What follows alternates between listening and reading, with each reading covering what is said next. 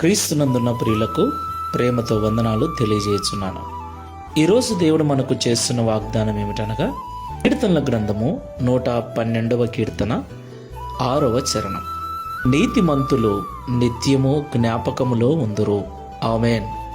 నా ప్రియమైన సహోదరి సహోదరులారా, ఈ లోకంలో జీవిస్తున్న మనమందరము కూడా కుటుంబాలుగా, సమాజముగా, సంఘముగా జీవిస్తూ ఉన్నాం.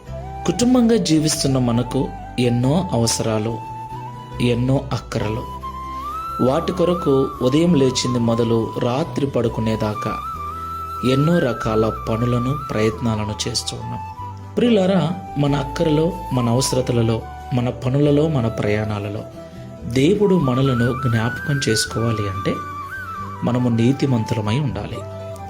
దేవుడు జ్ఞాపకం చేసుకుంటే ఏమవుతుంది? అవును, ఆయన జ్ఞాపకాలలో మనం ఉన్నట్లయితే ఈ లోకంలో మనము పడే ప్రయాస వ్యర్థము కాకుండా, మనము చేసిన కష్టము నష్టముగా మారకుండా, మన కష్టార్జితము పరలోపాలు కాకుండా దేవుడు దానిని కాపాడతాడు. దేవునికి మహిమ కలుగును గాక. అంత మాత్రమే కాదు ప్రియులారా, దావీదు గారు అన్నట్లు, నేను చిన్నవాడనై ఉంటిని, ఇప్పుడు పెద్దవాడనై ఉన్నాను. అప్పటి నుండి ఇప్పటి వరకు నీతిమంతులు విడవబడుట గాని, వారి పిల్లలు భిక్షమెత్తుట గాని నేను చూడలేదు అంటాడు. దేవునికి మహిమ కలుగును గాక. ప్రియులారా, నీతి మనకు మంచిది. నీతిగా జీవించటము మనకు మాత్రమే కాకుండా మన పిల్లలకు కూడా క్షేమాన్ని ఇస్తుంది. నీతి మనల్ని ఘనతకెక్కిస్తుంది. నీతి దేవుని జ్ఞాపకాలలో మనల్ని ఉంచుతుంది. ఎవరు మర్చిపోయినా దేవుడు మనల్ని మరువక మనకు నిత్యము సహాయం చేస్తూ నడిపిస్తాడు. ప్రార్థన చేసుకుందాం. శాశ్వతమైన ప్రేమతో మమ్మల్ని ప్రేమిస్తున్న తండ్రి, మీకు స్తోత్రాలు చెల్లిస్తూ ఉన్నాం. తండ్రి, దినాలు గడిచే కొలది, సంవత్సరాలు గడిచే కొలది మనుషులు మమ్మల్ని మర్చిపోవచ్చు.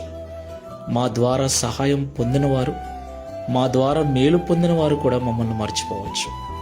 అయితే ఎవరు మరచినా మీరు మమ్మల్ని నిత్యము జ్ఞాపకం చేసుకుంటారని మాతో మాట్లాడినందుకు స్తోత్రాలు. అలాగూ నిత్యము నీ జ్ఞాపకాలలో మేము ఉండాలి అంటే ఈ లోకంలో నీతిమంతులమై జీవించాలని మాతో మీరు మాట్లాడారు. ప్రియ తండ్రి, మేము నీతిమంతులుగా జీవించటం మాకు మాత్రమే కాకుండా మా పిల్లలకు కూడా క్షేమాన్నిస్తుందని మాతో మీరు మాట్లాడారు. ఈ ప్రార్థనలో ఏకీభవిస్తున్న ప్రియులందరినీ జ్ఞాపకం చేసుకోండి.